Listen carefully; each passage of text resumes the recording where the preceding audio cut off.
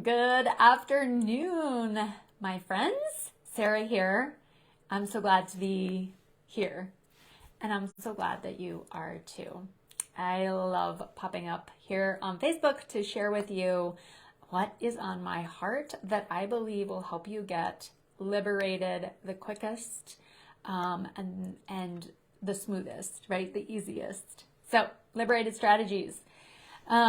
And really it's about shifting who you are into a person, like shifting from the identity, the person who is not liberated, right? And words that I use to describe that are like restricted, contained, reserved, small, right? There's like a bunch of words. Those are the ones that resonate for me. Feel free to tell me what words resonate for you when you're thinking about not feeling liberated. What is that for you?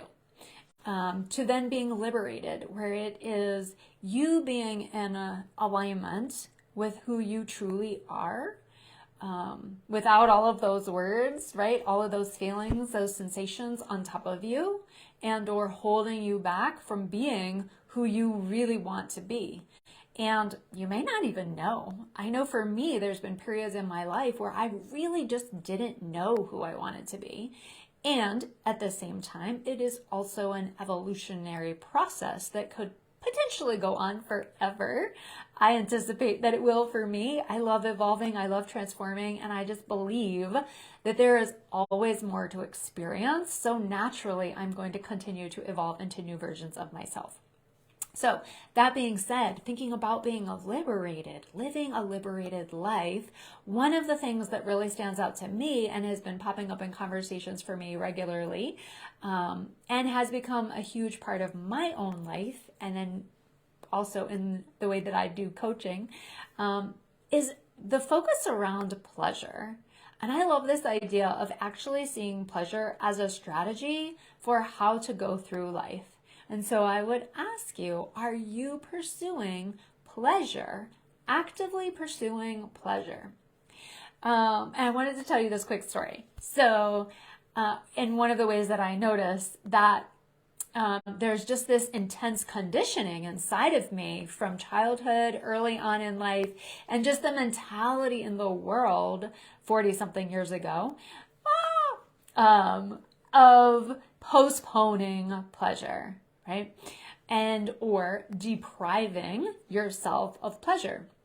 And this week I was on a call, and during the call, I have one of the puppies here with me, and I wanted to make sure that she was being taken care of, right? And that she was occupied and wouldn't essentially interrupt me in the call, but I wanted her to like enjoy the time when I was fully, on this call. So I pulled out a treat that I had bought, and I was like, man, when did I buy these things?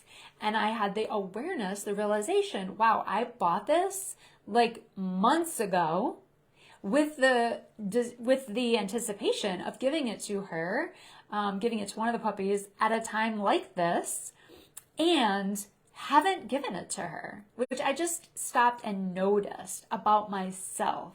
Right? This tendency that's so deeply ingrained in so many of us, which is to postpone pleasure and or to be depriving ourselves of pleasure. And when I gave her this treat that lasted almost the whole call, she was elated. And it brought me so much joy to see her with this treat and see her like having it in her mouth, and then she like threw it and was like playing with it and would chew on it for a little bit, and then she'd get up and like dance around and then throw it again.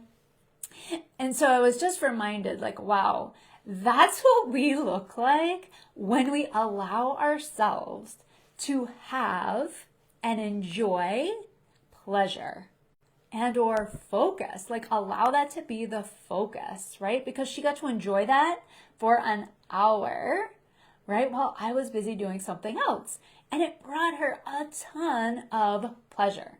So when you think about humans, right? We're actually literally created, designed for pleasure. which is just such an interesting thing to like take a minute and think about, right? So feel free to pop it into the comments if you think of other ways than the ones that I am about to share. But like right off the bat, without any real thinking about it, there's naturally, of course, I think what comes to most people's minds when you think of pleasure is physical touch, right? Intimacy, sex, food, tons of pleasure, right? In all of those, laughter, excitement, the feeling of adrenaline, right? The feeling of anticipation. You have something big coming up and you're really looking forward to it. Some people, like myself, love to plan, right? And so we like draw out that anticipation. So there's pleasure inside of that. And those are just a few, right? Literally just touching the surface. I mean, when you allow yourself to pursue pleasure, I take great pleasure in watching Rosie love her treats. When I go to the dog store and I take great care to pick out what I think will be the most entertaining, healthy, safe treats for her to experience, I then very much get pleasure out of watching her enjoy them. So I'm using a very simple example here with my dogs just to draw out the analogy, but you could think about it in so many different ways for yourself, right? How much time do you even give into consideration of pleasure? How many times throughout the day do you experience pleasure? I would say for myself, there was very little regular, consistent pleasure in my life up until just maybe 4 or 5 years ago. And before that, it was like, just wasn't a focus. It wasn't something that I was centered around, even though I'd had a lot of teaching and a lot of, wouldn't say focus, but teaching around enjoying life, right? And the way just that I grew up was very much learning about how God wanted us to enjoy Him, right? And so that's like a whole thing to unpack inside of it. But it was just it's been a very interesting experience for me personally to really look back in my life and recognize that while I definitely had lots of beautiful times for my first 40 years of life, it was never a focus, right? And it certainly wasn't a strategy for how to get through life in a way that I could understand. So just to be clear. It's not at all about, the people that I was being, conditioned by growing up in early childhood. It was really about the way I took things in or the way that I was receiving the world around me. So definitely transformative to be focusing and creating pleasure and using it as a strategy, and continues to be a work in progress of making that actual full shift for myself. So when you think about conditioned response to postponing pleasure, and you think about just your day-to-day, how much pleasure do you have in your day? Do you wake up in the morning with a sense of excitement of getting out of bed? When you go through sort of those morning routine steps, right, whether you have an official routine or not, you have some sort of routine in the mornings, do you have a lot of pleasure inside of that morning routine? For a lot of people, they don't. Right? And so it's just like a moment to take a look at your life and ask yourself, do I take pleasure in my day? Am I able to find excitement and happiness and satisfaction throughout the day? Because if you don't, well, there is just a better way to be going through your day, right? And when we don't experience pleasure on a regular basis, we slowly start to what I just refer to as fall asleep. And for a lot of people that I work with, they describe it as feeling numb, feeling robotic, going through the motions, not really fully connected or fully present, right? And so that is why, and like just the most simplistic of terms, when we're not following our desires, the impulses of life, right? The passions that brew within us. And again, I'm speaking from like a very like honoring place, right? Not things that people might pursue when they're not in alignment and not honoring of themselves, just to be super clear. When you lead from that place, life is actually the easiest.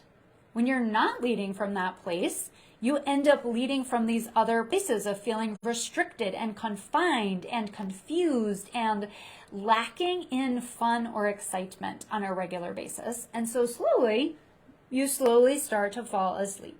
For me, I just literally called it feeling miserable. So thinking about it for yourself, right? Even if that isn't the experience and you actually feel pretty good in life, still taking a look, am I actually seeking pleasure? Am I pursuing pleasure? Is that part of my daily life? And do you want it, right? Because that's a question. Do you really want pleasure in your life? Would you like more pleasure in your life right now?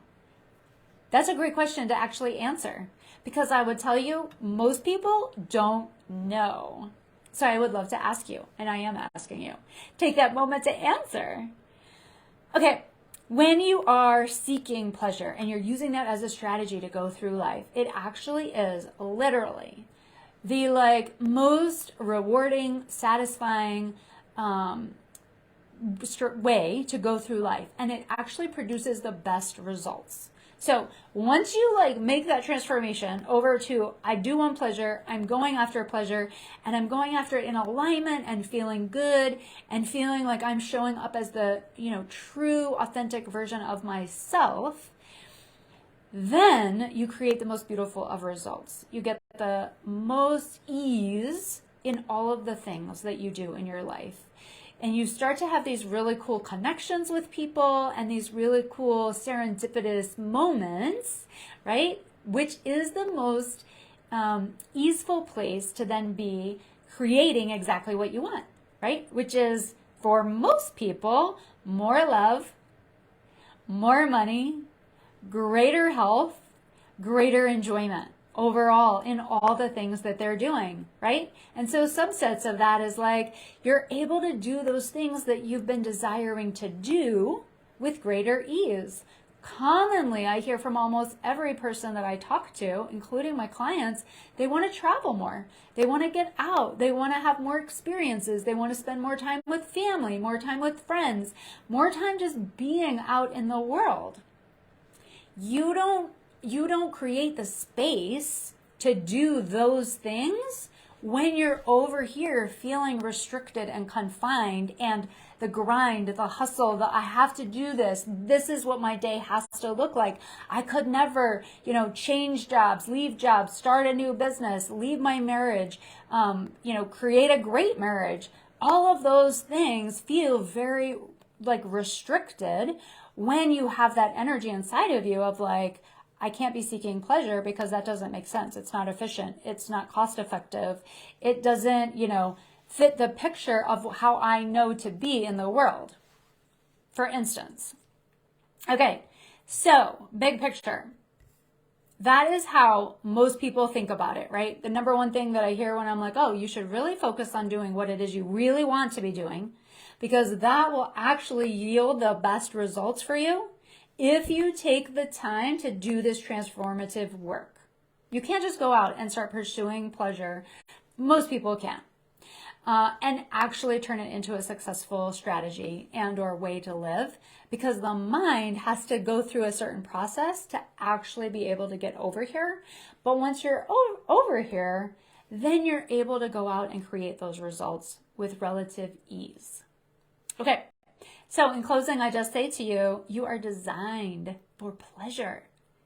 It is a strategy, a very viable, if not the best strategy to go through life.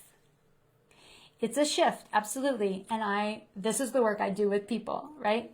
It's an identity shift of becoming a person who operates in the world as liberated, as being open and unconfined, unrestricted, who's able to go out and do the things you really want to be doing instead of sitting around dreaming about them or just talking about them at dinner parties. So it's this beautiful opportunity to actually start